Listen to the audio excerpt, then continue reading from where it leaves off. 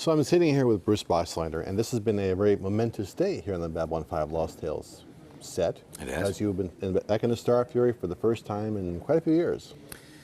I would say probably 8 years. Approximately, yeah. 98, Yeah. somewhere around there. How was it being back in there again? Excellent. The old baby, she's a little rusty. There's some pieces missing. Oh, that's a relative Then he term. gave him the old red button. Oh, that was over. Dead men barking. How's she stare? Still? Like a cow? Oh, they always did, though. Yeah. You know, that model was always kind of a cow. It's kind of soft. Till we got the Thunderbolt, which Yeah. was a lot easier on the turns, better speed. The old X-Wing, I want to tell you, it's nostalgic. It was very nostalgic. And, yeah, but you still have to give her a kick, you know? Walk around to the...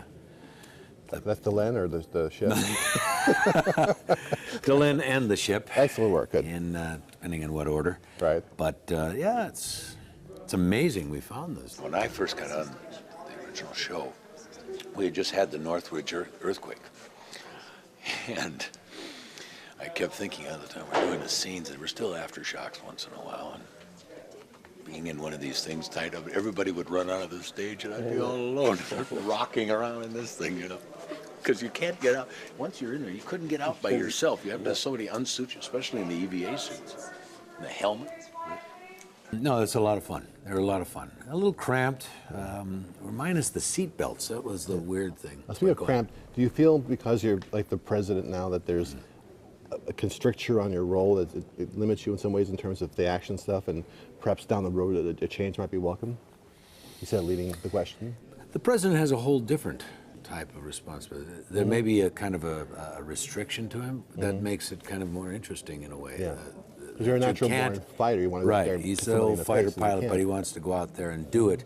But you really can't. And there's a sense of responsibility and a sense of the big picture, right? And that's the president has to look at the big picture. So, no, and that has its own dramatic qualities to it to play, as we have in this script, in this story. I think we said before, the younger Sheridan would have probably committed and justified it perfectly. Should I take weapons offline?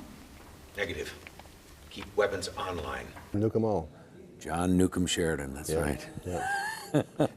And the reporter scene we shot yesterday does show the arc of the character. I mean, in most television, the character you see in the first day is the character you see on the last day of the run of the show. Right. You start off as a starship captain. To station commander, renegade, and now here you are, returning in triumph as president of the Interstellar Alliance.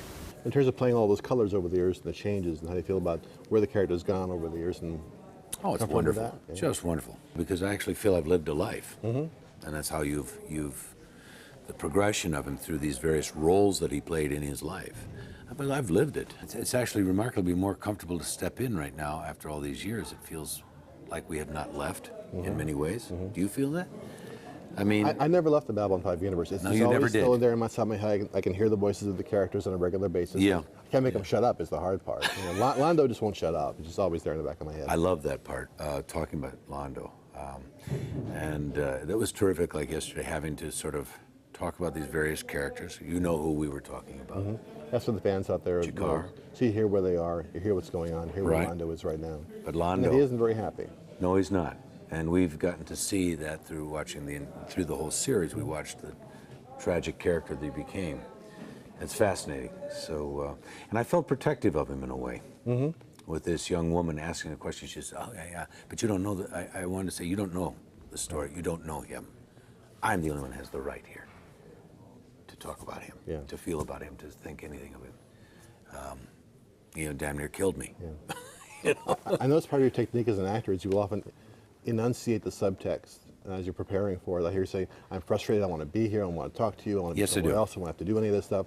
And then the performance doesn't say those words, but that underlies the performance. Right. Right. Exactly. I do. It's just everybody has their way. And did he really pass behind us? He looks familiar. Vaguely, yes. It's. He looked familiar. I don't know. It's Londo's stand-in, wasn't it? Apparently so. Where and there he goes that again. Is, oh my That's the original God. Londo hairpiece. and unemployed in about 5 minutes. That was good. This is Joe and Bruce on Babylon 5.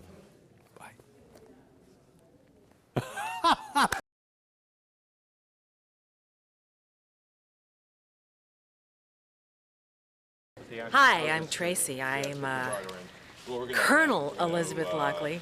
We'll load that on his side anyway. Yeah, that was my request. Okay, other people wanted some fancy stuff. So then I wanted a he promotion. goes back. But I was just gonna, take you on a little quick tour here around the around our set. Over here, we have Aaron and Aiden's station. This is the technical green screen stuff that I don't understand. I get this kind of look on my face like a dog hearing a shrill noise whenever they talk to me. But they're really smart and really nice, and I have no idea what this does. This is a laptop. Well, I know what a laptop does. To be back on Babylon 5 it's truly a dream come true for me. I love my character. I love wearing her skin, wearing her costume.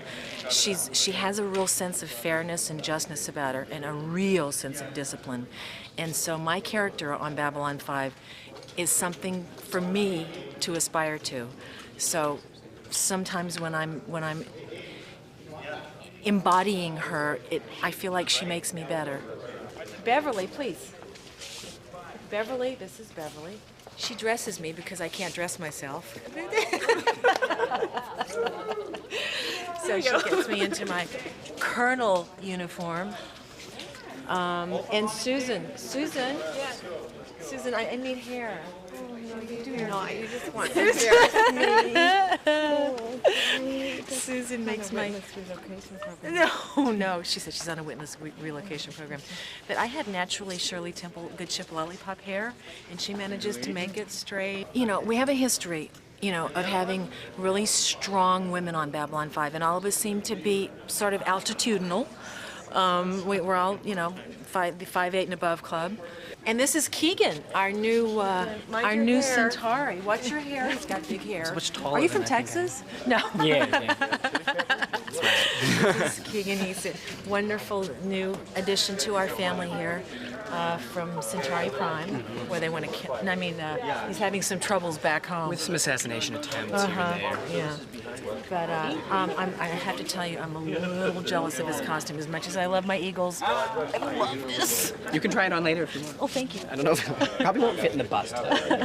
Well, I'm lacking there. I'm someday. Thankfully. Yeah, it's true. And I have a theory about this. I think that only, and I know this is going to come out politically incorrect, but primarily educated, intelligent men appreciate strong women. And that tends to be a great portion of our fandom. And who could forget Sam? Come on, Sam. Sam keeps this whole thing running, okay? She's the ever-ready bunny, the creative ever-ready bunny that puts all this together and keeps everybody smiling, which is very important, because you know what? Life's too short not to smile. Absolutely. This is our camera crew and our cinematographer, Carl, and our first assistant director, and he's in charge of pretty much everything. And as an actress, well, you know what? You can always loop the sound, but you got to be nice to the lighting guy. Otherwise, he does this. Yeah. He puts me in the witness protection program. But this is Carl Herman, very acclaimed cinematographer and all-around nice guy. And my agent. Are you still getting 10% or is it 15 now? It's 20, babe. It's 20. Jeez. My wallet starts to hurt. So I think that they're not put off by the strength and the power of our characters on Babylon 5 because they get it. They're not intimidated because they're strong about themselves. And again, it comes from Joe because he's strong and he appreciates someone who can go toe-to-toe with him. And so I think he sort of writes the women characters that way too. Oh. Steady cam. This is the god of the steady cam. It takes a big team to do it. I just hold the heaviest part. This guy holds like a 300-pound steady cam. That's sweet. He never complains. I mean, we're going, where's my putter puff? And he's walking around with 200 pounds on his shoulder and keeping it completely in focus and steady and making us look great. She's too sweet, but I hope she And, talks to the producers. And I think they'll see this.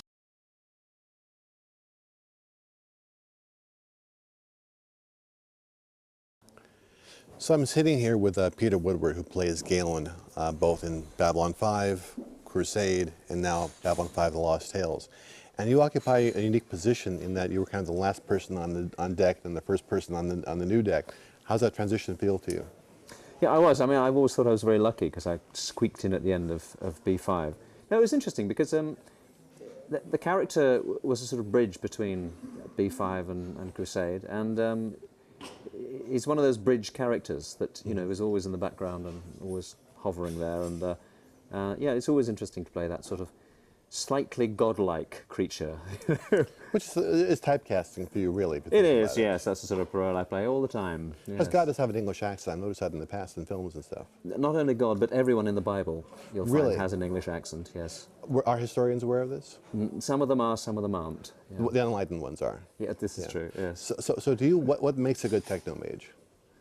An English accent, yeah. Good start. Yeah, this has always been my problem, you see, because you have always kept so quiet about exactly what a technomage is and where technomages Now it's my fault. come from. Yes, it is your fault, where they come from, you know, what they're doing, what they want. You know, I've always had so many questions, and you've always sort of just said, yeah, well, you're doing just about right, you know. Or, well, you asked them on the way to the men's room. It's the wrong time to ask these questions. Coming out of the men's room, perfect time. Into the men's room, not so good.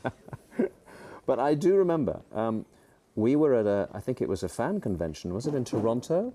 And you took me out for dinner and told me that, you know, you were trying to arrange a future life for the whole B5 universe. And at the time I thought, well, that's nice of him to try, but, you know, we'll see. And lo and behold, here we are. And all credit to Warner Brothers for, you know, having the guts to know that there was a future life for this show. And that the fans are crying out to see you. Absolutely, yeah. Or just crying, anyway. Just There was crying involved. We know that much for a fact. But I have to say, yeah, I mean, what's interesting is that the fans of science fiction generally, but particularly for B5 and Crusade, have really been one of the motors behind getting this show on again. Because if there wasn't that interest there, if there wasn't that continuing interest, you know, that this wouldn't have happened. I agree. And as far as, you know, the role is concerned, what works for me about this is that we're used to science fiction shows being all about the technology, the device, turning on the transducers, turning the force field on. There's no sense of mystery there. And what the technomages are there to do is to bring back that sense of mystery and wonder. Yeah, I could show you how I'm doing this, but where's the fun in that? Yeah. It's a great trap, I think, in all science fiction, and in fiction generally. You know, even in the new breed of action movies, you know, if you just concentrate on the explosions and the chases and the technology of it, yeah, you'll get the 18-year-olds, you know, the geeks who like all the gadgets, but you won't actually have a human story. And whether Galen is a human or not, because I don't know, because he won't tell me, whether Galen is a human or not, and nevertheless there are human emotions involved, and you know, it's particularly in this episode that I am in, Galen comes across as a really pretty nasty character who has some very nasty suggestions to make to Sheridan, who was given a moral choice about what he should do. And it's not an easy choice either. It has some actual merit to it. Yeah. And most of your scenes are with Sheridan. How is it to work with him in those scenes? Bruce is great fun to work with, and I have to say, you know, we're able to joke together and josh together a lot, but I think we're a good match. I mean, what the hell is wrong with you people? Don't you have any other hobbies? Well, that's hardly what I'd call a warm welcome. You wind him up a lot. I wind him up a great deal, yes, both as an actor and as a character. And yeah, we get on very well. But I think what's interesting is that his character has developed a great deal.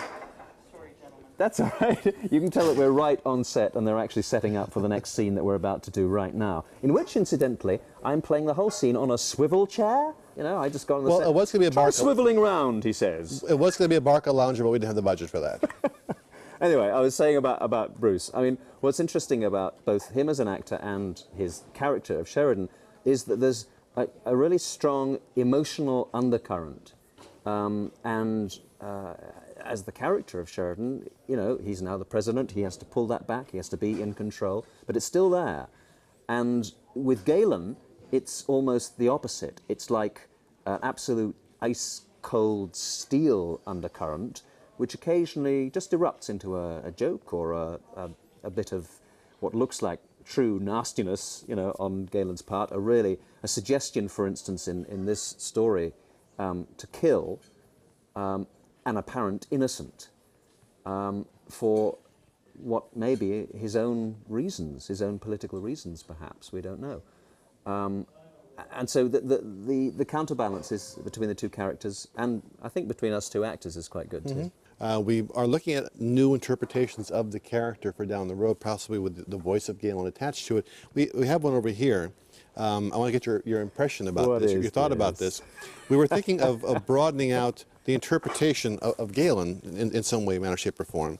So for the next movie, what we're thinking of doing is, this is upside down, isn't it?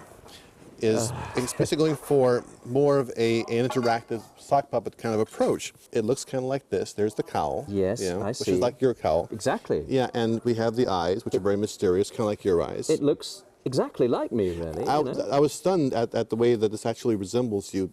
It's actually attacking my hand right now, which is also par for the course. Yes. Biting the hand that feeds it. And you are so skilled in using it. Honestly, I don't know. The glove puppet Galen. I was actually at a convention Three of once. us together again. I was at a convention once, and I was presented with several people wearing Galen costumes, but I think this is probably the best. Yes. I think so.